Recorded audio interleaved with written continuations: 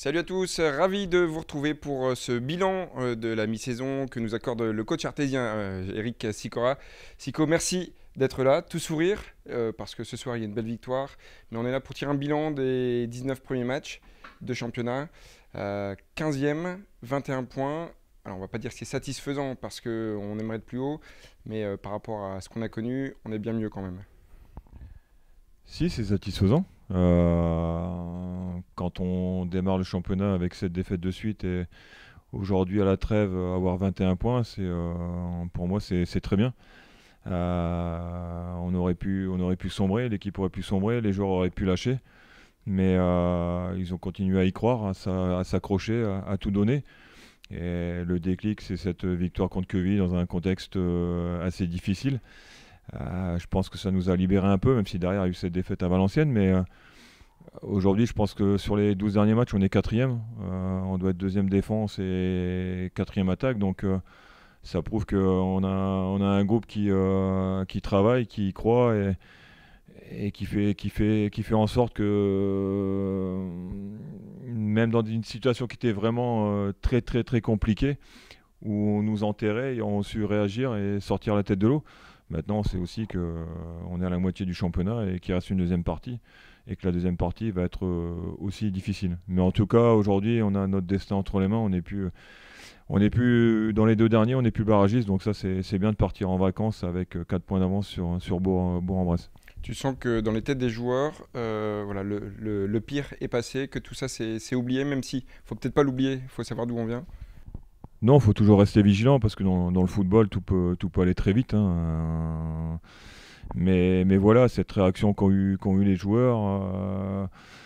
Maintenant, on va avoir un début d'année 2018 qui va être difficile avec Boulogne en Coupe de France et puis un déplacement à Nîmes, réception de Sochaux et un déplacement à Brest en une semaine.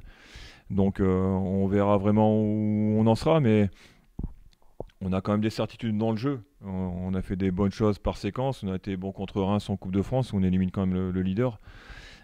Du mental aussi, comme au PSC où on est mené et à 10 contre 11, on arrive à égaliser et à faire 2-2. Donc voilà, c'est une équipe qui a du caractère et pour moi, coach, c'est vraiment très bien. Tu sens qu'il y a beaucoup de chemin parcouru depuis ta prise en main, pas à Lorient, mais plutôt à Orléans, puisque c'est là que ça a commencé vraiment en championnat pour toi. Ouais, c'est compliqué à Lorient d'y aller le mardi en ayant l'équipe le dimanche, en faisant un entraînement, mais bon, voilà, j'étais coach aussi à ce match-là. Après, on avait une semaine pour aller à Orléans et on a été très, très, très moyen et la défaite est plus que logique. Euh, voilà, après, on a reçu le leader, Lorient, où on s'incline 3-2, mais on fait pratiquement jeu égal et s'il y a 2-2, il y a rien à dire sur le match. Donc voilà, c'est peut-être parti aussi de là. L'aventure a commencé là, mais c'est vrai qu'il y a eu des moments où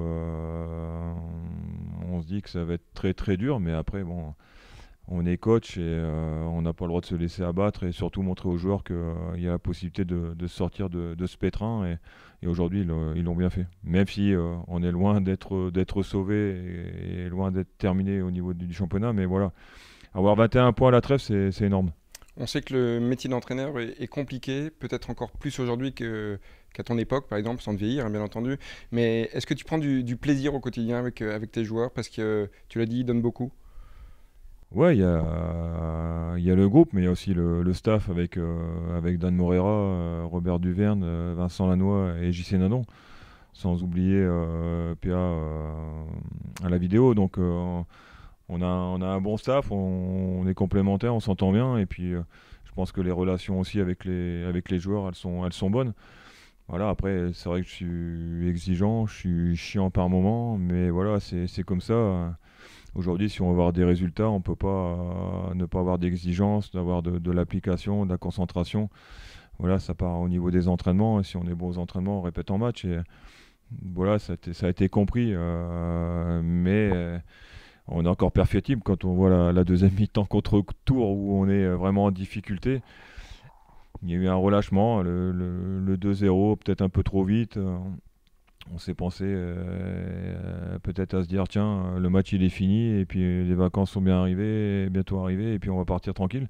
Mais en football, voilà, il n'y a rien de fait. Et si cette équipe tourangelle marque un but, ce qui n'aurait pas été logique sur la deuxième mi-temps. Peut-être que le match il est différent et peut-être qu'on ne gagne pas. Donc c'est pour ça qu'il y a encore beaucoup de chemin à faire, il y a beaucoup de travail encore à accomplir. Encore 19 matchs de championnat à disputer. Tu l'as dit, ce sera encore long, encore assez de temps pour aller chercher là-haut. Ou alors on va rester vigilant et rester humble en se disant on va faire notre bonhomme de chemin et, comme on le dit souvent, hein, prendre les matchs les uns après les autres.